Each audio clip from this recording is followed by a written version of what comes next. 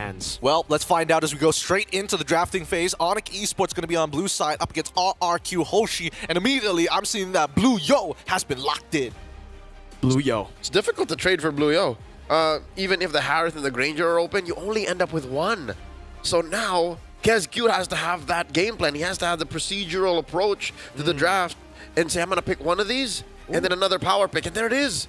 The Jushin. Oh my god, we're playing so much Jushin in Mobile Masters. Yeah. I'm uncomfortable. Also, this is just the Adi template. Whenever he gets Suyo on blue side, he will go for Jawhead Sicilia. We've seen this, I think, every single time. Every single time it's not taken away, they will always go for this template. Every time it's open, this template works. And we saw it up against Falcons as well. We saw it win every single time in MPL ID.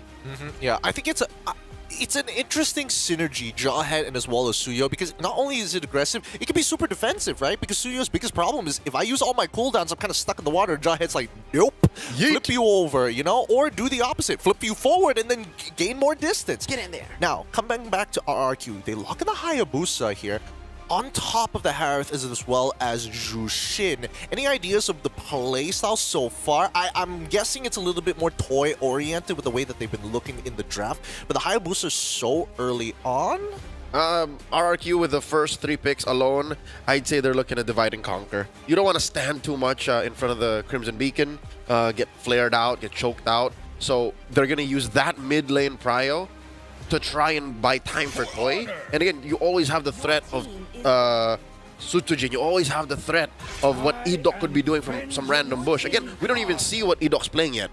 Yeah, for sure. That's why I was thinking about the Tigreal instantly. This is the composition that we saw as well. I believe it was also up against ONIC, or was it up against Liquid, where Tigreal was picked up for Edok up against a Suyo as well. He constantly got 3-man, 4-man implosions.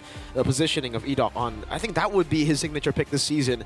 Gatot Kacha, also a good shout there, something that they have been able to utilize quite a bit whenever they have a Juicin, just for that extra, the capitalization on the initiations. But for RRQ, yeah, this is a teamfight composition. There's no hiding that here. For ONIC, it's much more control neutral objectives, get the pickoffs, and then wait for Sans and Savero on a Moskov, usually, to get the item power spike. So the Moskov's taken away, and now we're back to brain games. The Royal Duo in the Royal Derby is paying off. Like, this is the chess game we expected from 2 high IQ coaches. Absolutely, but it does feel like RRQ is more than happy. KezQ is saying, hey, if you want the Granger, that's totally fine. It feels like he has a plan for it already, because Hayabusa's biggest problem is when you pump up too close. And considering that Jawhead doesn't really have a disengage mechanic where he brings himself along, therefore, if you dive too hard, you leave your backline open, and they're going to go with the Padang as well for that extra level of peel. This is looking kind of interesting. Could this be an Edok Badang? This could be an Edok Badang right now. I think it really depends on what ONIC decide to go for their 2 last picks. The Phobius comes through. Oh, and a carry for ONIC. Again, something we have seen before for Savero. He's very notoriously as well in the loser's interview whenever he plays the carry. I think they blocked out the high loss by picking the carry. They truly have. Again, the Jawhead plus the Suyo is already a problem for the high lows. Had the carry, say goodnight to a high lows possibility. But yeah, this is his second favorite pick over the Moskov. There we go. That's the Franco as well. Interesting composition coming in from RRQ, because now they've got, again, you mentioned divide and conquer. They have a lot of small synergies, and those small skirmishes can be very effective if they start that snowball. ONIC, on the other hand, it's clear that they have certain synergies, but at the same time, their team fights can be very deadly, assuming they even find it in the first place. With that being said, I'm going to leave it to our casters here as we're going into game number 1 of the Royal Derby between ONIC Esports and RRQ Hoshi. This is Leo and Merkel. Please take it away. Into the land of Dawn we shall. In just a few moments, we'll be witnessing 2 world-class caliber teams out of MPL Indonesia battle it out for your entertainment and, of course, for the chance to top their group here in Mobile Masters. Mirgo, 10 MPL ID titles between these 2 squads. They've evolved and changed so much, but it seems like the metagame can only do so much to change the way they play. And I want to talk about that, Franco, because year in, year out, player after player, RRQ just produced so many good Franco players. Hey, you called it, man. The Iron Hook lands instantly in the game. Keyboy had to eat that. It's either he got hooked or Purple Bob got hooked. Would have delayed carries clear quite a bit. But yeah, it's so strange how RRQ are always able to scout some Franco. Gods against Suns! Pull back in, force the flicker. This is the RRQ Franco special. That's a technical knockout in my books. Already Another. a massive, massive resource used up. Let's look at the emblems here. Oh, wait, unless Kai wants to commit. No, just a little bit of poke to Edoc, you know, punishing him for bullying the duo mid. All right. So that is a track and field run-in. Franco and Edoc. Double movement speed buffs there. The Blessing of Wilderness and the agility. He wants to get around the map real quick. Suchujin here, looking to punish Kairi by stealing away that gold. So far, Suchujin has like a small EXP lead over Kairi. Yeah, just quite a just a bit here. The gold crab did go towards Kairi. I wonder if it's just, oh, I guess the lethal wanderer, right? Yeah, he got the lethal, was able to get a little bit of a lead, but not by too much here. And just because they burnt out both the flickers on Kiboy and Sans, they just have so much more tempo to play around the map. Yep, they're able to put calling. they've been able to put themselves up front more to claim more of the EXP. Top lane is where the turtle will spawn first, between Dairin and Ryota. I think it'll take a while for Ryota to actually get the punishing RRQ Hoshi for getting in the paint too much. That's a Phobius. He needs some level of sustain. Yeah, I'm thinking about the Franco pick again, and I think it is actually quite a good way to neutralize the Jawhead. Obviously, it takes a lot of skill. This ain't something that you can pick up just in your normal rank games. You gotta be as good as Edoc, as accurate as Edoc, but Turtle 1 can be started by ONIC. Oh, where's the contest happening? It's already at a 5th.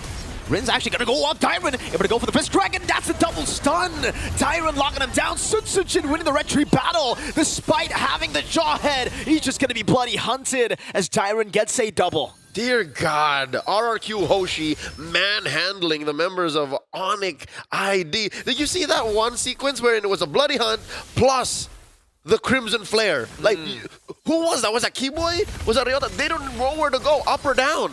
There's too much. And the fact that Rins was the guy who started all of it. Play Surge. Kai, a bit too aggressive, gets Edoc down, but his Bond Force will be used up. Kai falls again. Second death, only trading Edoc. Toy is the boy you don't want to mess with early on. 3 minutes in, the Zaman Force defined what that team fight would look like. And yes, we talked about ad nauseum how a Suyo can fight deep in a pit like that against 3 or 4 opponents. Not when you have a Harriet that was ready to fight. Oh, Hook! What I mentioned earlier when it comes to reading out the map, Suchujin not able to get onto Sans, doesn't go for the shadow kill. Doesn't want to utilize that resource. But yeah, if you have a guy as accurate as Edoc on a Franco, it acts kind of like a Selena, right? You just throw in these traps or arrows, in this case, a bloody Iron Hook over to the... Wait, they're just going to go for the skirmish again. Kairi. Anime fight. Oh, that's a shadow kill. A solo assassination by the mercenary. Toy in the bottom lane also winning out this matchup. Rins is coming in. Goes in instantly for the Crimson Beacon. Savero pinned down with Unstoppable Force and the ejector locks him back in the turret. A good flicker out. Another blink for Rins. See, that's the margin of error Rins is playing with. He can afford to be that aggressive. He can afford to get hit with the ejector because he still had his flicker. He knows the limits of his heroes. Now, what does ONIC do with this? How do they turn around this almost 3,000 gold lead? The turtle is spawning in the same side of the map in the upper corner. What does this spell for Savero? I think, let me draw a silver lining here for ONIC. The fact that it's so quiet down bottom means maybe they can come back through Savero. Could be. That has been, plan B for the most part for ONIC. If it's not Savero, it's both the S's, Savero and Sans. Turtle control, though, fully in control of the kingdom right now. That's going to be, again, the pin down over towards Ryota. Wasn't able to move the Iron Hook and the Sanguine Claws there. Going to be able to land as well, but Kiboy is a bit too low. Another Lantern Flare over to Ryota, forcing him to go and Infernal Pursuit in just to get bloody hunted. Edoc, ever so disciplined.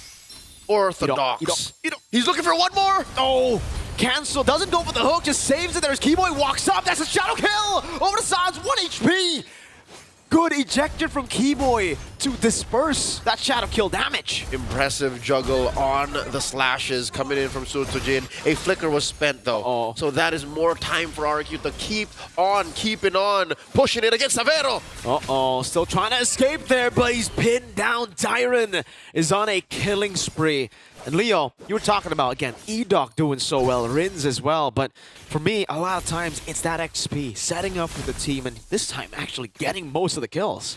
You cannot deny Dairen's aggression. Hell, it sent Ryota away. Like, Ryota doesn't even want to lane against him anymore.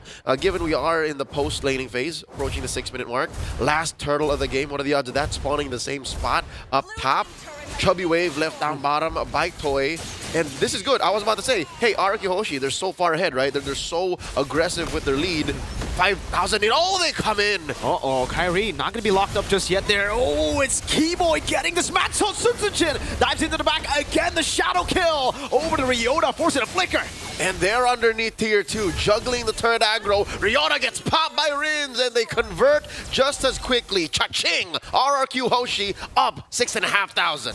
Severo gets a trade in the bottom lane, but man, it is looking rough for ONIC. 10-1, absolute domination. That's an understatement, man. 6,500, 1-10. Here's the question.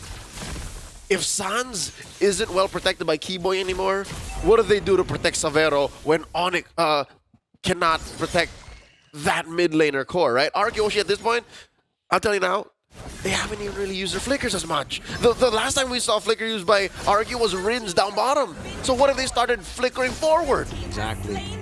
It's also the layers of CC to deal with Severo on the Purify. Initially, up against this composition, you could think, all right, Purify, that's the way to go for the carry. But then you look at it again, you Purify one, there's going to be a Lantern Flare, the Badang is probably going to bait it out before the Iron Hook, or vice versa. And then you're stuck just sitting there. And there's a Deus Ex Machina. Flicker, suppression, flicker, bloody hunt. Like, there's nothing you can do against that. So now ONIC have to go into problem-solving mode. We saw it yesterday. Winter Crown, first item for the Franco. We thought, okay, they were so far ahead up against a lesser team, a newer region. They're doing it against ONIC ID. This seems to be Edok's MO. This is the way he does things. So it makes sense. Again, we can make sense of it. He flickers in. Again, Winter Crown and then re-engage, or I'll Bloody Hunt first and then Winter Crown and then re-engage. He's just making a hero that has like 6 skills. 7. 9,000 gold lead. They're beginning the clock at this point, Leo. 8 minutes in, we're seeing a 9,000 gold lead from RRQ, and they've effectively neutralized ONIC ID from even farming. Everything's frozen up. Oh, there you go. Oh, there's an attempt, but the fist crack comes in. Keyboy flickering. Oh, gets great ejector over to Sunsujin. Way too aggressive from the Merc, and he gets punished for it. I don't know what the rest of RRQ Hoshi were thinking. There was enough attention placed by ONIC in mid for them to try and defend down bottom. Wasn't even going to happen anyways. There was a Holy Shield down there. So lesson learned. Oh my god! It's an Iron Hook. No Bloody Hunt just used yet now. Crimson Beacon coming in as well. And that's going to be Keyboy taking out Toy. Flickering out to the side with the Zaman Force. Kyrie walking up as well. But it's going to be, again, those dashes coming back to Zone 3 members. Tyrant gets the fist crack in the back to stun them. Ryota does God's work, though, in the back line. Taking down Rins. 1v1. Now he's running for his life. Can RRQ find the punish? The Y-Brush! Check the Y-Brush! Dairen on it now. Dodges away from the Infernal Pursuit. Say goodnight to Ryota here. He is going to be taken down. Quite staggered on the death timers, too. So, will be a free lord to RRQ. He didn't want to go to bed just yet. No. It was way past his bedtime. No, he should have died about 30, 40 seconds ago. No 90-night. No 90-night. Not for Ryota. Here's a quick Lord take for RRQ. They're on recovery mode as well. Again, they were ahead maybe 3 or 4 steps earlier. Stumbled, and now they can get back on the driver's seat. Small wave push up top that Rins has to deal with. I wonder, does Rins... Oh, wow. You know what? It's odd. Rins is not building Skypiercer just yet. No, again, this is the systematic Heskute RRQ. He don't want no crazy. No. Previously, in the past, you would see Rins go for Skypiercer. He's that type of dude to flicker forward, to make these plays, and to carry the game. Now, he knows when it is just a utility job for him. He doesn't need to go for Skypiercer. Might as well go Blood Wings, add a little bit more sustainability just to be there longer. He's a role player, so he's on his way to a Clock of Destiny, for those of y'all wondering. And currently, the cores for ONIC are still starving, folks. This is not a laughing matter. It's 9,000 ahead for RRQ, and now they're clocking in the base. Mid lane is where the Lord crashes. Oh, San's gonna be taken down by Sunsujin. The mercenary finding a kill out of thin air. Still with the Lord in the mid lane, marching down. They're looking for it. Ryota trying to front line now. Sunsujin, another quad shadow over to Ryota. Doesn't want to take it yet. Lord gonna be cleared out. Another wave crashing up top. Toy dealing with the base turret. A slow and steady push by RRQ, Hoshi. They want the siege. They want to win! Fist crack by Tyrant on 3, locking them down, and Toy is just wreaking havoc. That's a double for Toy, a triple for Toy. San's going to fall as well. Everyone getting something in the end. The King of Kings first on the board in the Royal Derby in quick fashion. Beautiful game coming out from RRQ. Oh my goodness.